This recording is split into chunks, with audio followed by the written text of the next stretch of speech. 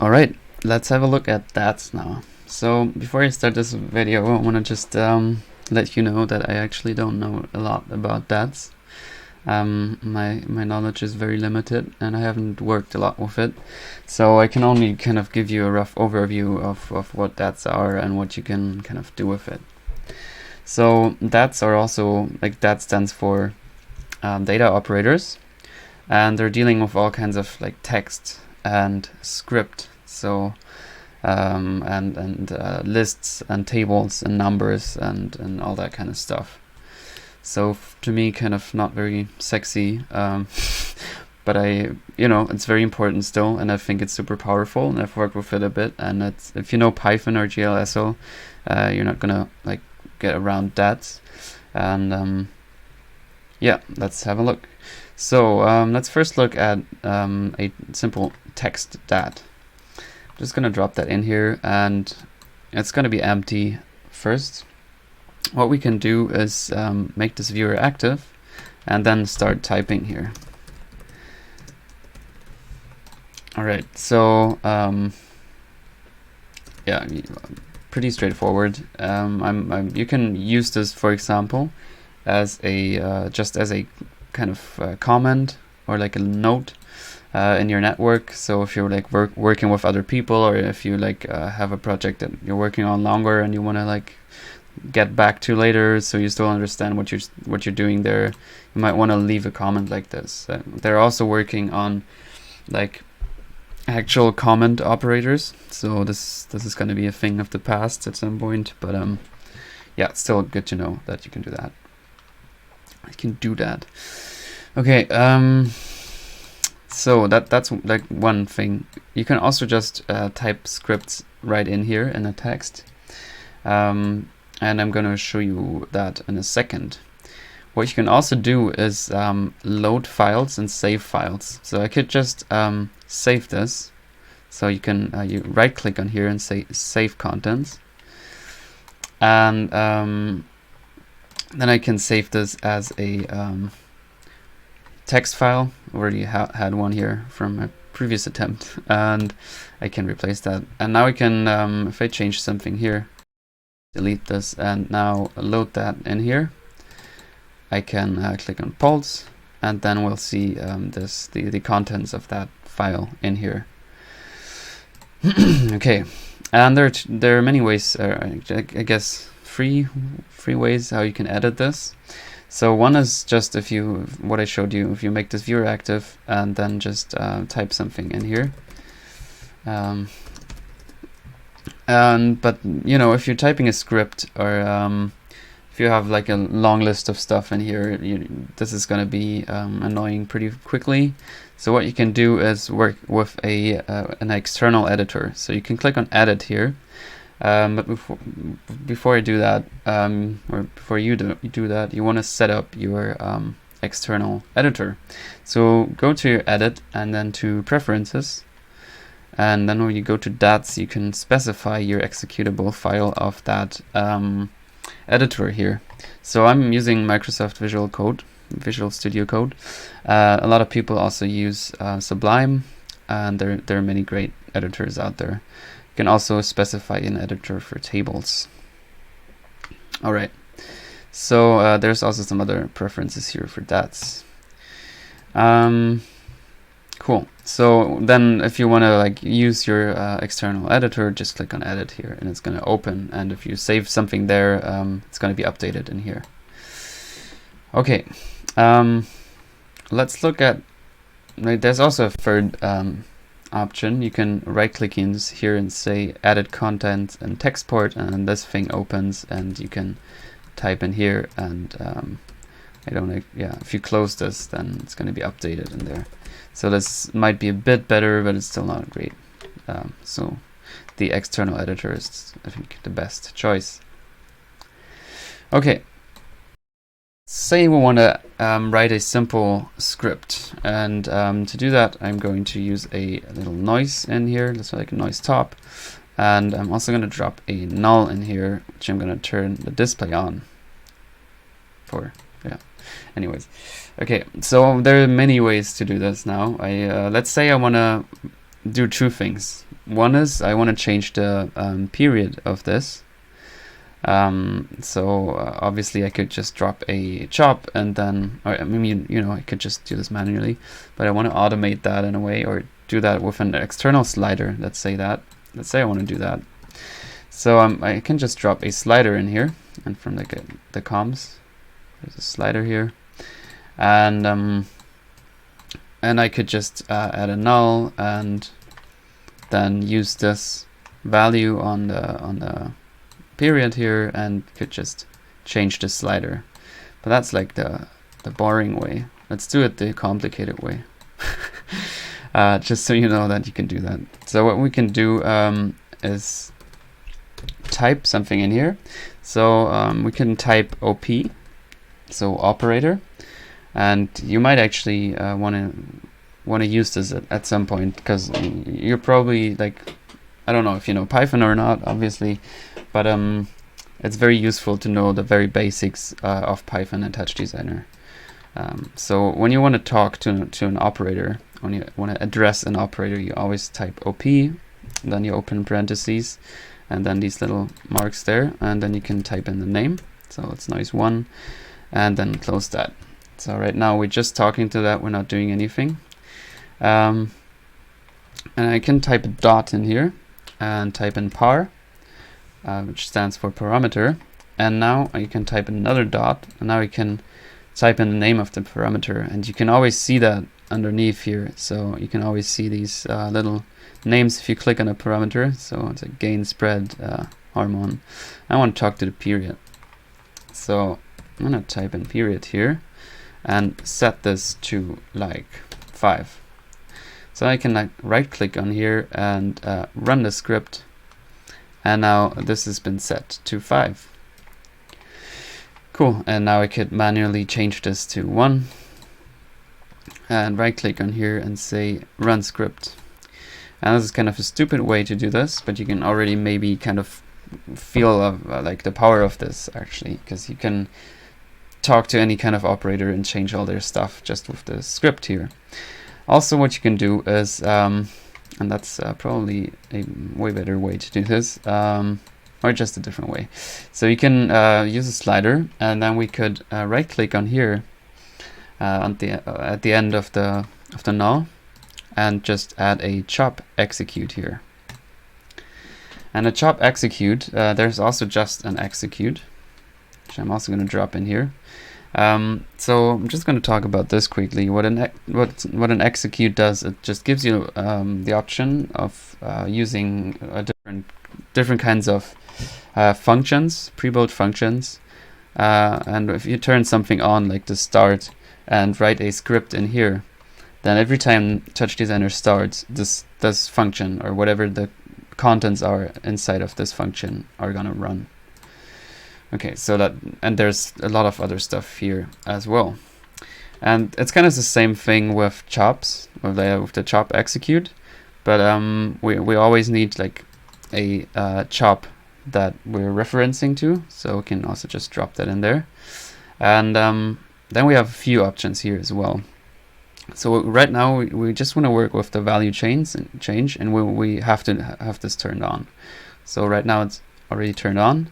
I can type, or I can just, because I'm lazy, I can just kind of copy this and paste it in here.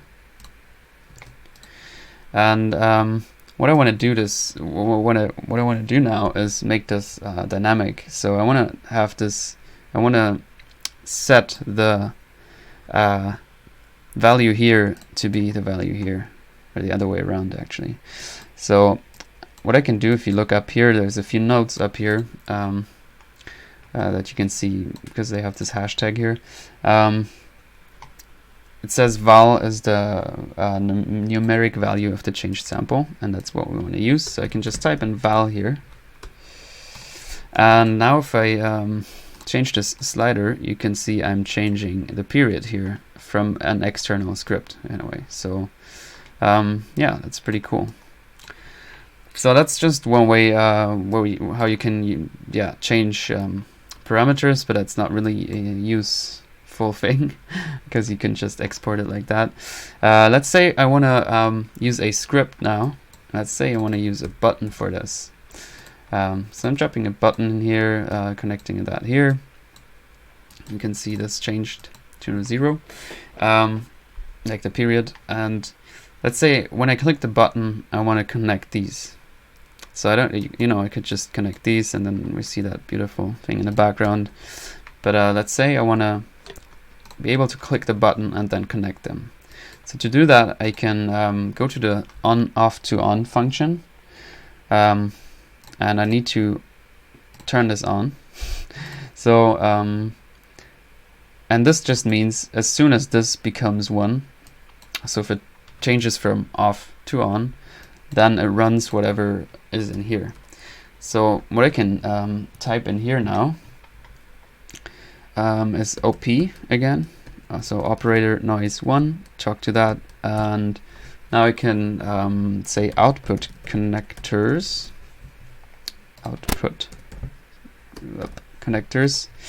and then type number 0 in like these square parentheses. So we're talking to this kind of output here, and I want to connect that to null 1. So I can put another dot there and say connect, open another parentheses, type in OP, more parentheses here, and then type in the name null 1 and close both of the parentheses. So now when I click the button, you can see it instantly connected these. So I can disconnect them again and press the button again, and there we go. Yeah, this is because it's a toggle button. I can just make this momentary, and if I disconnect them, like it technically works every time. There we go. Okay, so yeah, that is like one simple way to connect operators with a script. And this is actually very useful when you're like have big networks and dynamic networks. So yeah, you can also like delete operators, add new operators. You can do pretty much anything with a script, and it's super powerful actually. Once you kind of understand that. And I think if you even know like processing or JavaScript, I feel like, or personally I was like, I don't know a lot about Python, but the very basics were pretty straightforward. Like Python has a very clean syntax, I think. Almost too clean with the indentation and everything. It's a bit weird, but you know, you can get used to it. And if you know Python, then you know, you can do really amazing things in TouchDesigner. So that's definitely cool. There's also a thing called script. I can't really explain what the difference is, honestly. Like you kind of have like I don't know. You kind of just see the outputs of your script here directly. So if I comment this and, for example, uncomment this, then I don't have to run anything. It's just outputting whatever, you know, is in here. And as always, have a look at these question marks to kind of yeah, learn more about that, and also on the operator snippets, see more about that. Okay, I'm gonna show you a few different things that I know of.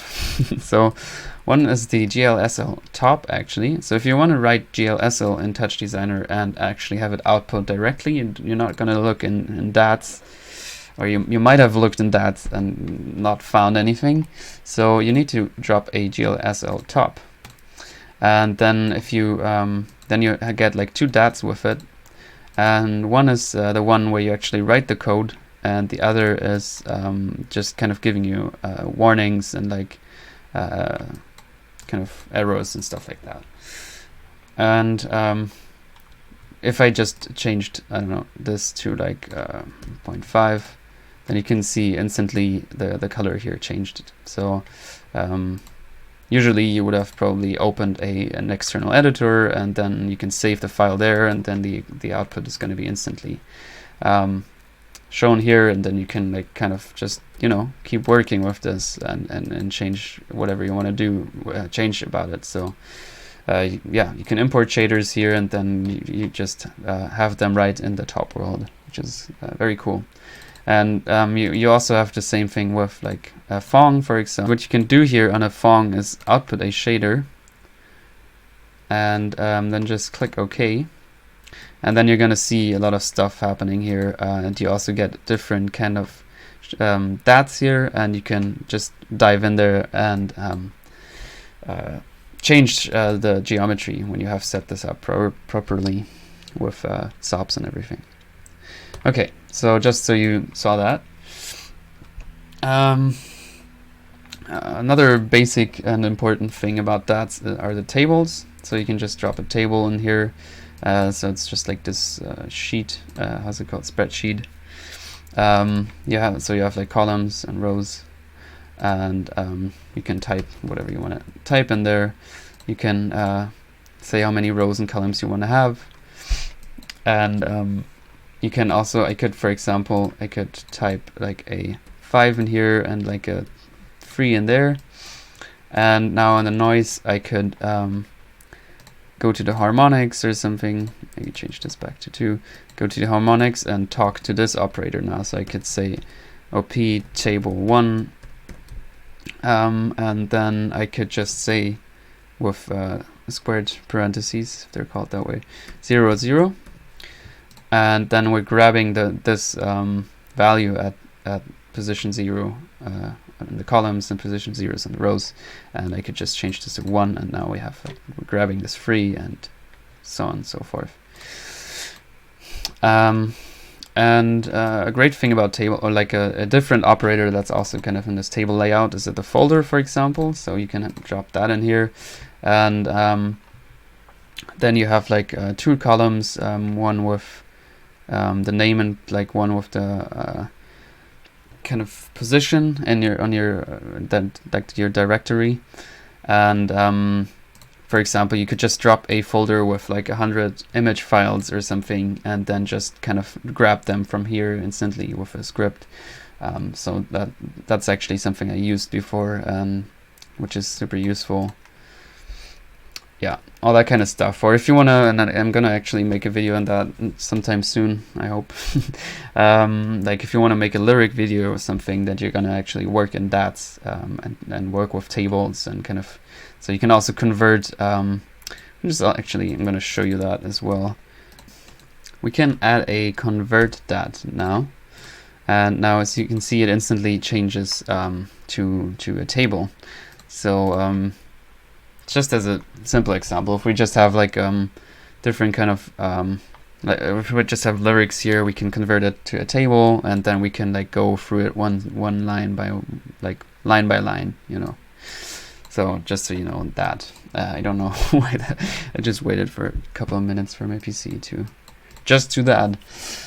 All right. Anyways, two last things I want to show you.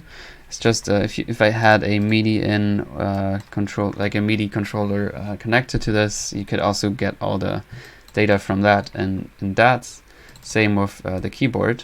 So I can also use the keyboard kind of data in here. So if I'm like, if I'm like pressing if I'm pressing I'm pressing the shortcuts as well, of course. But you can like see that we get like all the data from that in here. All right, so the last thing I want to show you is that you can use, for example, a noise chop, and then you can add a chop to that. So or you know, just you just drop the chop to that in here and just drag that on here, and you'll just get all the samples. So 600 samples right now. You can see you can see that here it's 600 columns, same as here. So we have like 600 samples. So like pretty much all the samples we have like next to each other here, we just have as a huge table here. So we can like use this little scroll bar and just go through all the different values. And if I animated this, then they would constantly change and stuff like that. So that's also something that you can do if you want to, and the other way around and stuff like that. All right, I hope this kind of gives you a rough overview of DATs. As I said, I don't know that much about it, and it's quite a huge world, you know, with all like scripts, and basically if you want to really know DATs, then you probably also kind of need to know at least some Python, because that's really only useful. Most of this stuff is mostly useful when you know Python. Yeah, as always, have a look through the snippets, and also there's a great tutorial, I think, by Matthew Ragan. He uses DATs a lot more than me. I can link some stuff there, and I'll see you on the next video.